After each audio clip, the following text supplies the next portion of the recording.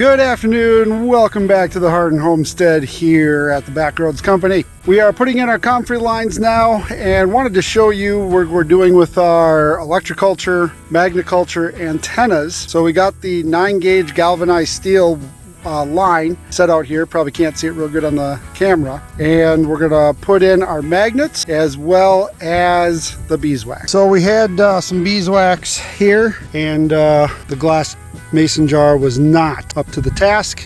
So we switched over to cast iron. We're gonna dedicate beeswax cast iron for field melting. Maddie is all excited about it. Here's the gauge of wire that we chose, and the magnets that we have here are able to slip right over, and then we'll put the beeswax on right there. Now these are the neodymium magnets because I could get them at an incredible deal, so I'm going to try that. If that doesn't work, then what we will do is we will go ahead and switch those out for the regular magnets, the stone magnets that we've used on everything else. But we want to try some of these things. We'll get this wire buried in, have this ready for the comfrey. So the comfrey here, if you don't know what comfrey is, this plant is amazing. It can go down, the roots can go down lots of feet, 6+ feet, and pull up minerals from the bottom of the soil base that you wouldn't otherwise get. It's used for medicinal reasons. It has lots of vitamins and minerals that it brings up. We use these leaves for our compost teas, our biochar,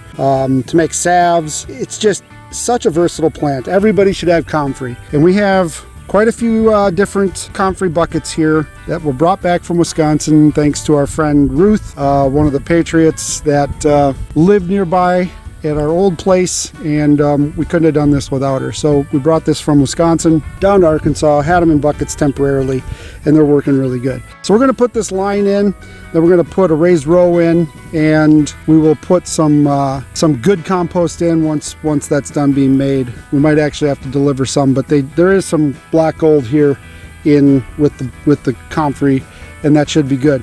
Another great benefit of comfrey is it grows in a poor soil. So if you want to start out with something as you get your garden ready, as you get your compost piles ready, comfrey is definitely one of those plants that can sustain life in what otherwise wouldn't be a living soil. So give comfrey a try first. My name's Ryan, here at the Harden Homestead for the Backroads Company. We'll see you in the next video.